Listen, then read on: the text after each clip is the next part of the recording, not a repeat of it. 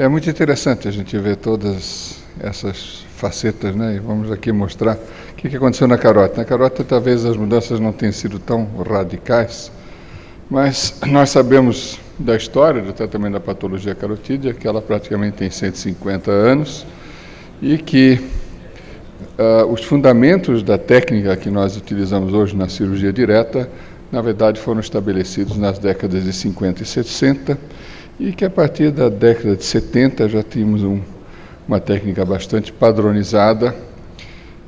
Em 1977 surgiu a primeira angioplastia de carotídea, com bastante contestação por vários, sobretudo os cirurgiões vasculares.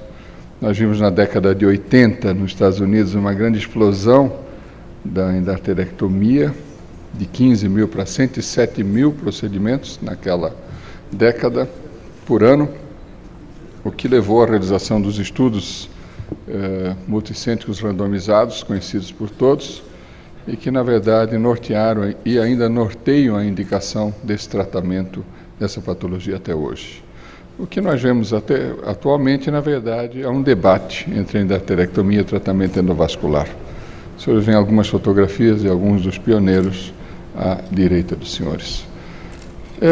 Muita coisa mudou nesse tempo. Nós achamos que seria impossível, no espaço de tempo que nos foi reservado, abordar todas essas áreas. Então, nós vamos falar um pouquinho sobre a evolução dos métodos de diagnóstico, que aqui realmente ocorreu uma revolução, na técnica operatória e na eleição do método terapêutico. Na avaliação dos métodos de diagnóstico, na verdade, a avaliação diagnóstica por imagem passou a ocupar uma importância preponderante. E desses aqui, nós vemos vários métodos que evoluíram de uma forma significativa em relação ao que nós tínhamos há 25 anos atrás. Esse é um sumário do estudo diagnóstico, é um slide da época, de 1986. Esse foi o primeiro paciente que nós submetemos à cirurgia de carótida sob anestesia local. Aqui os senhores já veem que a arteriografia, que era praticamente utilizada em todos os pacientes naquela época, mostrava uma oclusão da artéria carótida interna, mas a sintomatologia do paciente, com manifestações do hemisfério cerebral esquerdo e do olho esquerdo, eram contrárias à presença de uma oclusão total dessa artéria. E essa persistência de um fluxo residual pequeno, foi hoje abordado aqui pelo Dr. Luiz Carlos, de Volta Redonda, na verdade foi demonstrada pelo ecodoppler, como vocês estão vendo aqui, mostrando que havia fluxo nessa artéria. Então, já naquela ocasião, há 25 anos atrás, esses métodos eram muito importantes. Isso evoluiu de uma forma significativa. Hoje em dia nós temos, do mesmo paciente, todos esses estudos são possíveis de serem feitos. Nós temos como avaliar a natureza da placa, a constituição da placa de ateroma, sobretudo a nível da bifurcação carotídeo, a velocidade do fluxo diastólico e do fluxo sistólico em diferentes níveis de obstrução da placa. A constituição da placa pode ser analisada também através da planimetria, como vocês estão vendo à direita, e a idade das manifestações isquêmicas pode ser também muito bem identificada nos estudos de difusão que nós estamos vendo aqui. Os estudos, então, de imagem nos dão indicação de qual é o método de tratamento mais adequado para o doente, se a escolha deve ser feita entre a cirurgia, a angioplastia e o stent, e também na seleção do sistema de proteção antiembólica mais adequado para cada caso especificamente, no caso de ser usado o tratamento endovascular. O estudo morfológico tem sido estendido, sobretudo aos vasos do arco e também ao estudo intercerebral, de uma forma mais rotineira naqueles pacientes em que nós pretendemos fazer o tratamento endovascular, seja através da angiorressonância magnética ou da angiotomografia computadorizada. A técnica operatória básica estava perfeitamente estabelecida nos anos de 1986, há 25 anos atrás. Nós tínhamos os princípios básicos, dos quais eu cito aqui. Um deles, talvez o mais importante, foi prescrito por Wiley, que na cirurgia de carótida se deve dissecar o paciente da artéria, não a artéria do paciente, assim já frisando a importância da delicadeza para evitar-se a ocorrência da atroembolismo. Mas tinha várias coisas que são feitas hoje de uma forma bastante diferente. Em primeiro lugar, após um acidente vascular encefálico, que aqui, inclusive, muitas vezes estavam arrolados juntos casos de isquemia transitória, normalmente se esperava de 4 a 6 semanas antes de intervir. Nós sabemos hoje em dia que um grande número de pacientes vai evoluir com acidente vascular encefálico definitivo nesse período. Então isso mudou, né? O diagnóstico era feito com ecodoppler, como nós vimos anteriormente, praticamente todos os casos eram estudados por angiografia, se suspendia totalmente os antiagregantes, inclusive a aspirina. Nós suspendíamos os beta-bloqueadores antes da cirurgia, também os hipotensores, o que certamente levou a maior incidência de manifestação de fenômenos de formação de hematoma e mesmo de hemorragia intracerebral no pós-operatório. Todos os doentes eram operados sob anestesia geral. Grande número dos cirurgiões fazia uso de corticoide no período perioperatório, visando com isso diminuir o edema cerebral. A técnica básica era uma endarterectomia longitudinal com sutura primária e havia discussão em todos os congressos, como muito bem foi mostrado aqui já anteriormente, sobre o uso ou não uso do shunt. Os que advogavam uma cirurgia rápida e aqueles que advogavam o uso rotineiro do shunt no tratamento da carótida. Hoje em dia, existem 4 técnicas básicas, sendo que as 2 primeiras acho que são praticamente usadas na imensa maioria dos pacientes. Na experiência do nosso serviço, cerca de 90% dos casos são tratados ou por endarterectomia de eversão, eu tenho uma preferência pessoal por esse método, ou por uma endarterectomia por arteriotomia longitudinal com implante de um remendo, seja ele de que for, na maioria das vezes, no nosso caso, pericárdio bovino, mas eu também uso veias autógenas com uma importância muito grande. E a decisão técnica, na verdade, é tomada durante a operação, dependendo da situação anatômica de cada caso. Em 2011, então, 25 anos depois, nós temos o tempo de espera após um acidente vascular é o menor possível. Nós vamos fazer estudos com ressonância magnética de difusão para ver o tamanho dessa isquemia cerebral. Obviamente, se ela for relativamente grande, nós temos que esperar ainda algum tempo, mas imagens pequenas significa que nós podemos agir imediatamente sem necessidade de uma espera muito grande de tempo. O ecodoppler permanece aqui, teve a adição da cor e associado à angiorressonância e angiostomografia. Os antiagregantes são mantidos, diminuindo assim cerca de 1% das complicações pós-operatórias, o que é muito importante. Os hipotensores não são suspensos, a anestesia é critério do cirurgião, eu pessoalmente tenho preferência enorme por anestesia local, loco-regional. A endarterectomia nós já falamos, e o shunt hoje em dia tem um uso seletivo. Nós sabemos exatamente quais são os casos que têm indicação, quando não tem indicação de utilização do shunt. E na técnica operatória, sem dúvida, a precisão vem muito à frente da pressa. Essa é uma operação que tem que ser feita com calma e precisão. Em 1977, surgiu de uma maneira relativamente discreta na Alemanha, por Klaus Matthias, a realização da primeira angioplastia transluminal da carótida.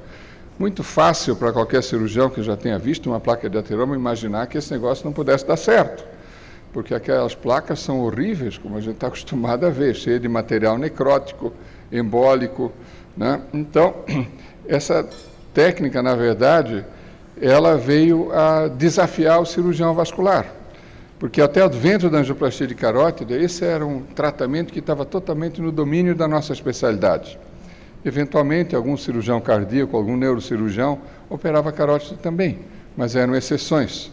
Atualmente, nós temos que dividir esse mercado, vamos chamar assim, com cardiologistas intervencionistas, angioradiologistas, neuroradiologistas, neurocirurgiões, em alguns países da Europa, sobretudo, inclusive com angiologistas. Algumas coisas fizeram com que, algumas evoluções técnicas fizeram com que o tratamento endovascular melhorasse e conseguisse galgar progressivamente uma posição de destaque no tratamento da carótida. Um destes foi a introdução dos sistemas de proteção cerebral, proteção antiembólica. Desde o trabalho original de Terron, com a utilização de um balão de oclusão total entre a estenose e o cérebro a ser tratado, até os filtros e, mais modernamente, os sistemas de inversão de fluxo ou de oclusão proximal, fizeram com que essa técnica tivesse uma evolução muito grande. A utilização rotineira também do stent na carótida fez com que nós tivéssemos uma segurança cada vez maior, de forma que a angioplastia se tornou uma real competidora da cirurgia no decorrer da última década. Nós devemos frisar também que a técnica endovascular sempre se tentou equivaler ou sobrepujar a endarterectomia, de forma que isso levou à realização de vários estudos, dos quais nós aqui destacamos 4, nesses 4 estudos não houve patrocínio direto da indústria, embora alguns desses tivessem que utilizar materiais específicos de um fabricante, mas houve uma auditoria independente que analisou cada caso. O que esses estudos nos informaram? Em primeiro lugar, todos nós, cirurgiões, estávamos inicialmente com muito medo de que a gente ia perder totalmente a cirurgia de carótida. Eu acredito que todos aqui que estavam em atividade no ano, vamos dizer, no ano 2000, imaginou que isso pudesse ocorrer. Certo, Sérgio? Está olhando aqui, Rossi, né? Na verdade, as estatísticas internacionais, como nós estamos vendo aqui, mostraram que isso não ocorreu. Ao contrário de várias perspectivas, não só da área da indústria e do comércio de materiais médicos, mas, sobretudo, também de grandes instituições financeiras, como Morgan Stanley, que imaginava e fez previsões de que o negócio de estente da carótida ia simplesmente explodir e que quem comprasse ações dessas companhias provavelmente seria um milionário em muito pouco tempo.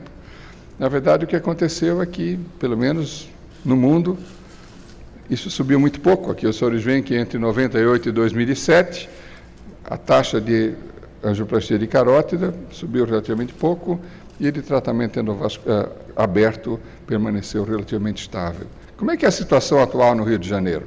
Essa é uma pergunta que eu vou fazer antes do meu último slide, de maneira que eu quero que cada um comece a pensar desde já qual é o tratamento preferencial que ele dá aos seus pacientes. Na verdade, em todos esses 4 trabalhos que estão citados aqui, ficou claramente demonstrado que a angioplastia carotídea é inferior à endarterectomia nos indivíduos que apresentam sintomas neurológicos.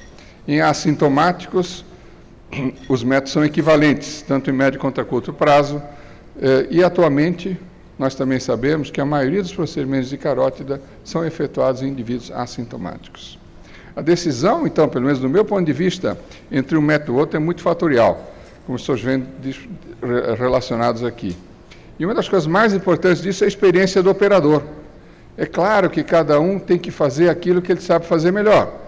Se o operador souber fazer muito bem o tratamento endovascular, é preferível que ele trate pelo método endovascular os seus pacientes. Ao mesmo tempo que, se ele fizer muito bem o tratamento aberto, é preferível que ele faça o tratamento aberto. Mas o objetivo do cirurgião vascular é ter proficiência absoluta nos 2 métodos, pelo meu ponto de vista. Nós podemos dizer, então, que a endarterectomia atingiu seu nível de excelência. Resultados com mínima morbimortalidade são exigidos e podem ser obtidos. É uma técnica muito exigente e de aprendizado diligente, precisa de muito tempo, muito zelo, muita dedicação para que nós possamos atingir esses resultados. Em relação ao custo-benefício, permanece amplamente favorável à cirurgia, mas a angioplastia com stent é um método ideal para casos selecionados. Outra pergunta para finalizar, então, é quem deve realizar esse tratamento? Essa pintura do Diego Rivera, no Palácio Nacional do México, não sei se o Rubio está aqui, se estiver presente aqui dentro, talvez eu ficar contente de ver essa figura, mas nós vemos aqui o que nós estamos vivendo atualmente. Há uma grande cisão entre cirurgiões vasculares, os adeptos e os contrários ao tratamento endovascular, e de nós todos, contra os angioradiologistas, e de todos esses contra os hemodinamicistas, na verdade, são os últimos que entraram nessa competição. Todas essas especialidades disputam quem deve realizar o tratamento das carótidas. O que é verdade é que deve fazer quem sabe fazer. E aqui vem uma surpresa muito gratificante. Dentro desses anos de luta, os cirurgiões vasculares aprenderam também a fazer o tratamento endovascular. E, sem dúvida, eu reputo a nossa sociedade como responsável e com grande mérito de ter batalhado muito para que isso acontecesse, de várias formas, com a divulgação, com a instituição do título de cirurgia vascular e endovascular, né? É muito importante, com cursos e com a divulgação em todos os congressos. Então, nós não fechamos as nossas portas ao método endovascular. Nos Estados Unidos, então, nesse trabalho que foi levantado, uma análise de 4.001 angioplastias, realizadas na Flórida e em Nova York, e também trabalhos nacionais, por exemplo, tem o trabalho de Eugênio Tinoco, estudo prospectivo comparativo, a conclusão é que os cirurgiões vasculares, hoje em dia, adquiriram as habilidades para a ampla aplicação dos 2 métodos. Então, quem deve realizar o tratamento? Quem sabe fazer? Eu gostaria de colocar aqui a pergunta, senhor moderador, se é possível, né? Quem, na sua prática diária, dá preferência ao tratamento endovascular para a grande maioria dos pacientes, responderia 1, e quem dá preferência ao tratamento aberto, responderia 2. Pode abrir aí a votação. Está aberta já. Pessoal, aperta o número 1 ou o número 2, de acordo com a sua preferência. E depois OK para confirmar. Quando estiver pronto... Dá mais um minutinho para o pessoal. Tá. Todos votaram? Bom, vamos ver o resultado agora. Está atrás aí. Olha aí. Pronto, Arno. É interessante. Podia passar a votar o slide. Olha ali. Nós vemos aqui que a maioria, pelo menos, concorda comigo atualmente. Pode voltar o slide, por favor? Voltar ao último slide. Né? Tem como voltar ao último slide? Aqui. Nós fizemos uma pergunta à diretoria de órteses e próteses e materiais especiais da Unimed, e na Unimed, pelo menos 82% dos procedimentos realizados em 2010 foram endovasculares. Um pouco diferente do que nós estamos vendo aqui. O que eu diria aqui com esse resultado aqui é que, pelo menos no Rio de Janeiro, a coisa já mudou a favor do tratamento endovascular. Não sei se é o melhor ou não, mas é o sinal dos tempos. Acho que é porque o Zé Luiz é líder na Unimed, então deu 82 endovascular. Com esse slide aqui eu termino então a minha apresentação, agradecendo a oportunidade e dizendo que, embora a priori assim a gente pense talvez que a introdução do tratamento endovascular tenha sido a única coisa nesse 29 anos, houve muito mais. Obrigado.